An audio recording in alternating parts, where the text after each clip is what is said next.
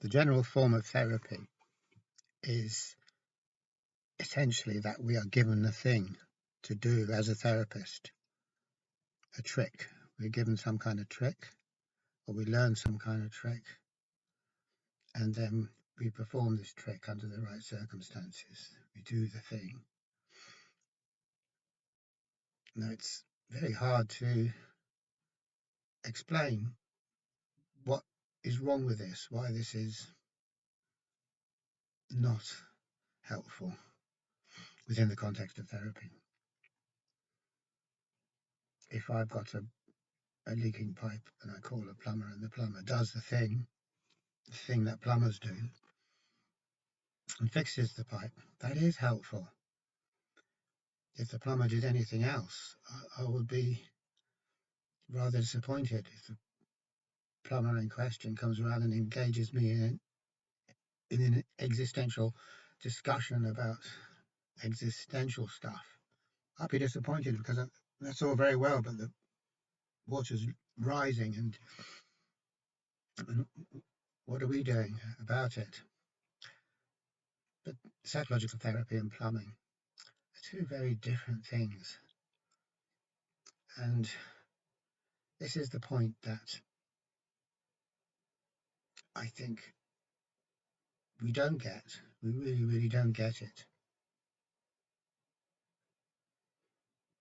And there's a number of ways which we could try and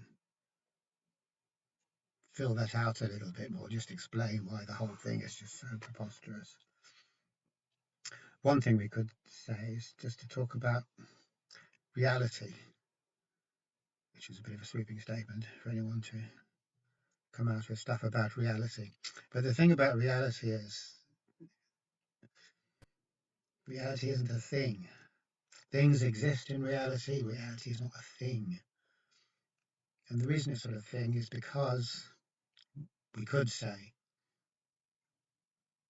it's a constantly moving situation, and it's a constantly moving situation which is not simple, because every element in it is in relationship with every other element, and so there's no beginning and end. We can't just intervene and change things, because I suppose one way to put it is to say that reality, or the world as it is in itself, is it's like a hologram, because there's a little bit of everything in everything, and we can never isolate out one thing. So supposing I've got a spoon or a screwdriver, so right, I'm isolating the spoon and the screwdriver, which means that it is just a spoon, just a screwdriver, or just whatever the hell else it is, and I've isolated it, I've separated it from everything else, and yet I'm still able to hold it up in the air and say, here, this is a spoon, it's good for stirring things, or this is a screwdriver, it's good for screwing things, etc. In a certain sort of way I can do that. Like, I can certainly say that, and I can certainly hold a spoon up in the air, but because I'm in the real world, that spoon, there's a little bit of everything else in that spoon, and there's a bit of the world is included in that spoon, and the spoon is included in the world, and there's no extricating, because even though the spoon looks inanimate and fixed, it isn't. It's just that it's convenient for us to say that it is an isolated fixed element, and we can get away with it. But in actual fact, if we were to isolate something and cut it off and say it just is what it is defined as being, we've pulled it out of reality and we've turned it into a thing or concept. Anything defined is a thing or a concept. And we love things that are defined and explained and known. We love all that kind of stuff. We love the known. We love being in a world full of definitions. We love being in a world where everything's classified. There's no doubt about that. We really do love it, and that's fair enough because that's called ontological security. That's what makes us feel orientated. But that doesn't mean it's true. That just means it's our particular slant that we like to have, that we insist on having. And the problem with this slant is when we isolate something out of the flux, then it's a thing and it's not reality. Because reality is flux and it's the unknown because everything is always changing. And although we can take snapshots of it, the process, and ignore everything that disagrees with our snapshot and say this is the known, it isn't the known. We've just isolated certain elements and called them known. So reality is not in any way got anything to do with things. Reality is the non-thing like universe. The universe of non-things. They're not things because they're not defined, because they can't be understood in isolation, because they aren't abstractions from the flux. It's like, it doesn't mean that everything's just called soupy or like a big stew full of things that are indistinguishable from each other, because that's not the way it is. Everything is not all mixed up in each other or chaotic, but everything is implicit. Every single thing is implicit in every other single thing, which means they aren't any things. And that's not a messy thing. It's not, we would think, well, it's not neat and tidy, therefore it's terrible. It's like chaos. It's rotten. It isn't. It's the world of things that's rotten, not because it's chaotic, but because it's sterile. Like it's a sterile environment. Because there's no messiness in it. It's what we would call messiness, but it isn't messiness. It's just interconnectedness.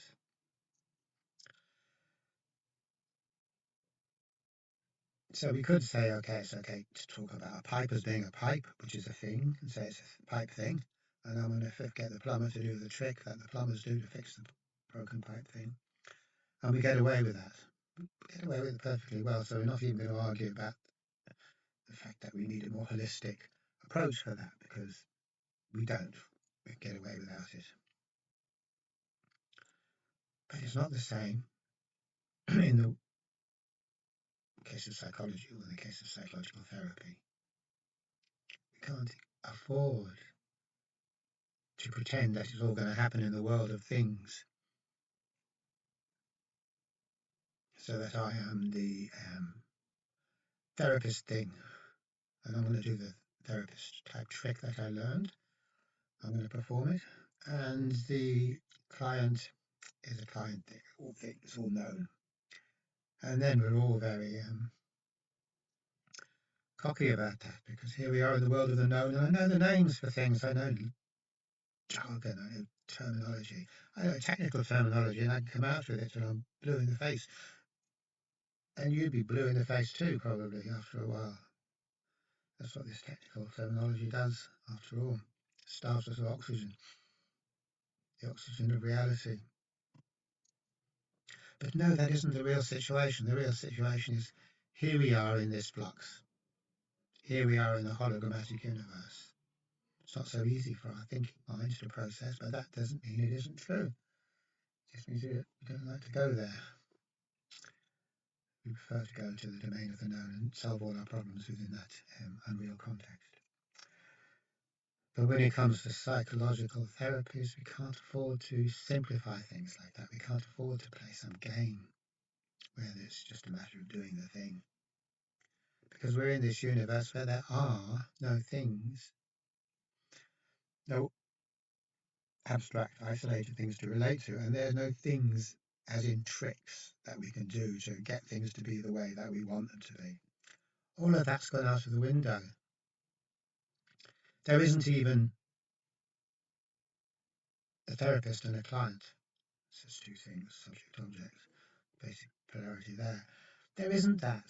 There really, really isn't, because if you're sitting there as a therapist and I'm sitting there as a client, we're open-minded and we're not constructing thought forms or beliefs or ideas which are made up of partitions or barriers, boundaries. We all know how much therapists love boundaries. And if we're not doing all that, then there is only an open system, and everything's part of that open system, and there's no elements or units in that open system that's somehow not as open as all the rest of the system. So we're dealing with an open system. No up, no down, no therapist, no patient.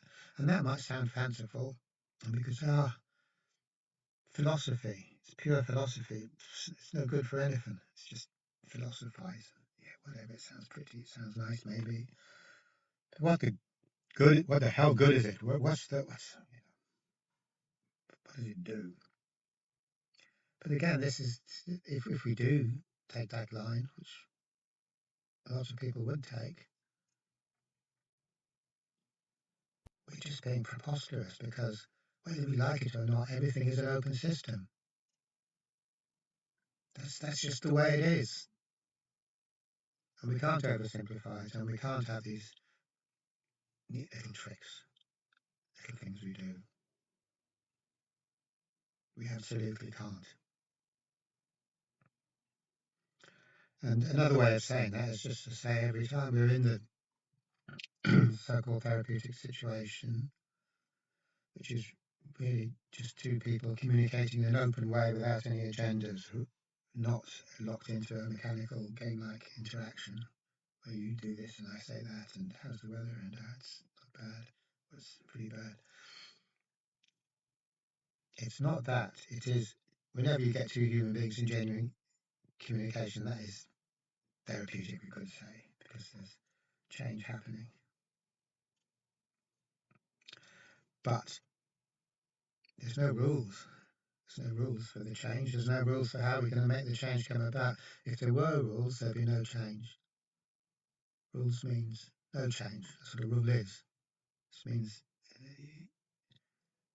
it's always going to be the same. Like if there's a rule, then there's always going to be the following of that rule, the obeying of that rule, and the product at the end of that rule process is always going to be the same, like an assembly line product. The rule's the same, what it produces is always going to be the same. Rules lead to stasis. Rules can never reintegrate us into the universal flux. Is there a rule for that? What do I have to do? Do I do X and then Y will happen, and Y is being reintegrated into the universal flux, the Tao, the cosmic harm, the state of cosmic harmony, or whatever you want to put it. No, there isn't. Every time we're into that situation, it's the first time. There is no thing to do. We don't know what to do. It's a totally fresh situation. It's a totally unique situation. It's a totally new situation. So this whole idea of having a thing to do. So I'm sitting there baffled and confused. And I'm thinking, what do I do here? And then I think, I know I'll do the thing. The thing, do the thing. That's me grasping onto something to reassure myself, something to comfort myself. What the hell do I do here? I know I'll do what I always do and pretend that it's actually meaningful. And that's what we do. There is nothing in the world of what Krishnamurti calls the old that can help. And yet that's where all our security is. All of our security is in the realm of the old, which is the realm of thought, which is the realm of the known. That's where our security lies. But as long as I'm stuck in that and I'm reluctant to venture forth, all I can ever do is repeat the old. Now, maybe that's what I want to do. Maybe I think, okay, things are crap now. I want to go back to where I was when I wasn't feeling so bad and repeat that. And that's perfectly understandable. Why wouldn't I think that? Of course I would be thinking that. But that doesn't mean it's possible. And it doesn't even mean that it's desirable. Once we realize that the process of healing or growth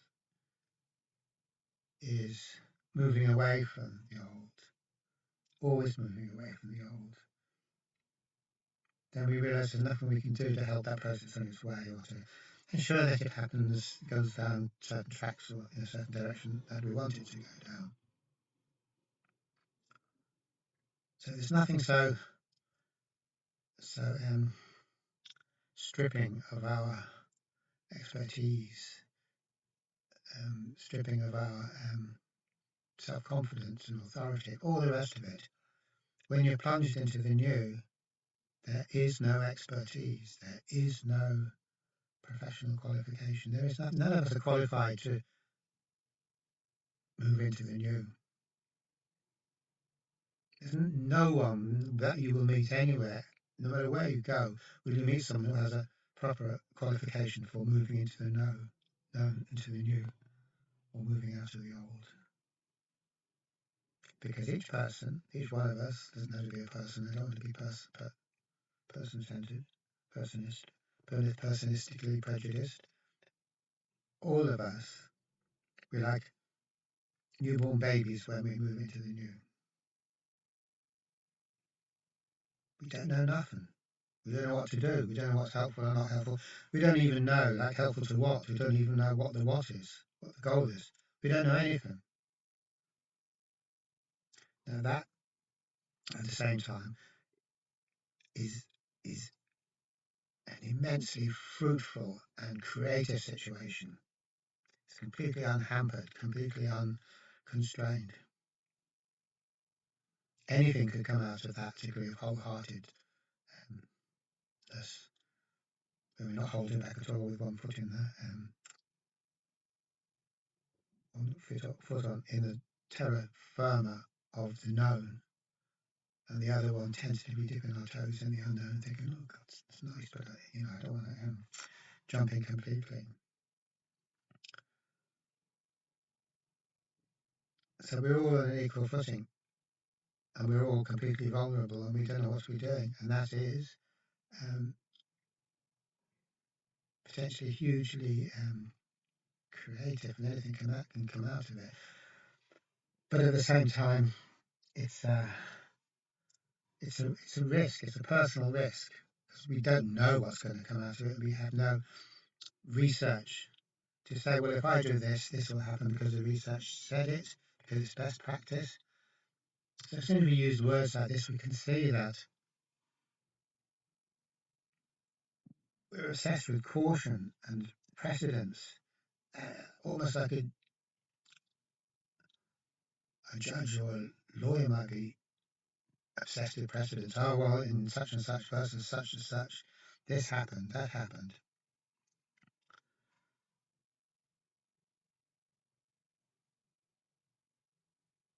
We're cautious, we're super cautious, and we don't like taking risks.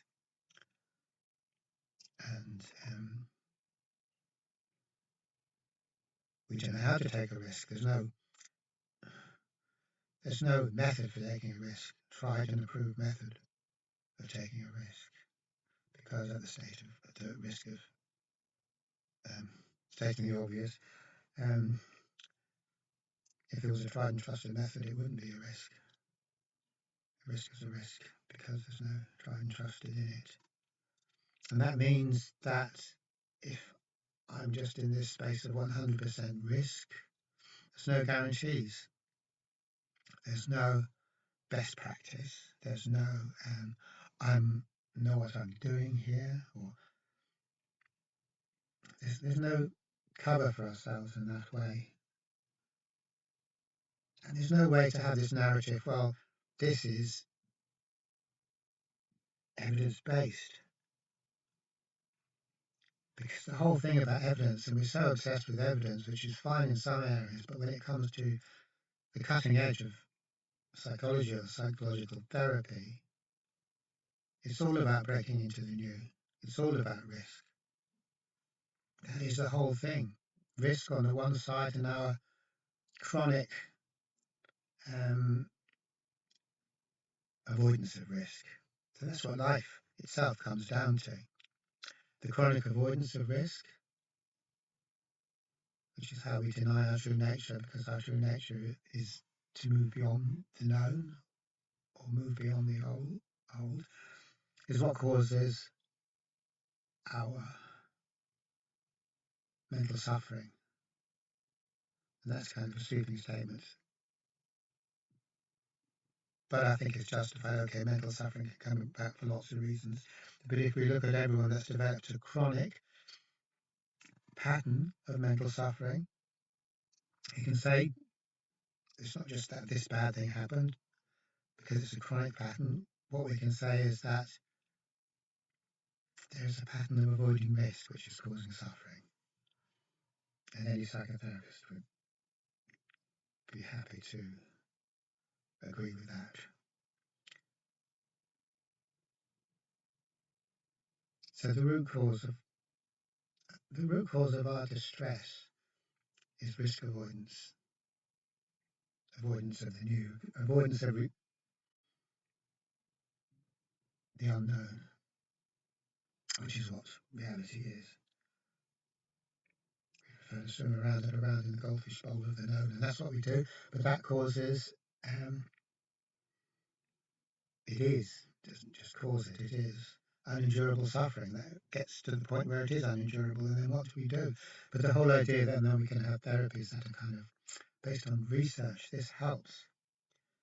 It's a very grave contradiction in that, because I, or anybody else on the team of the most super intelligent scientists and researchers in the world, even if there's thousands and thousands of them, and they all had genetically modified brains that are 1,000 times bigger than normal people's brains, there's still no way to do research on what happens when we move into the new.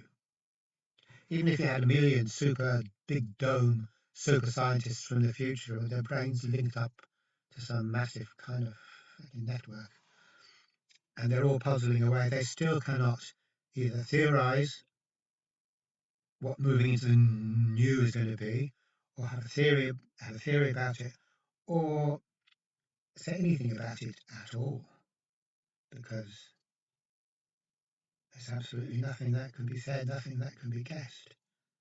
It is an absolute risk, and that's healthy. That's the whole point, that this is healthy. Trying to do research to show that, okay, this is going to help me from my neurotic suffering. It's a complete contradiction. I'm trying to find a safe way out of the pain that's caused by me always wanting to live life in a safe way, or a tame way, or a managed way, or a way that is part of the comfort zone of society and the conditioned way of thinking that we have in society.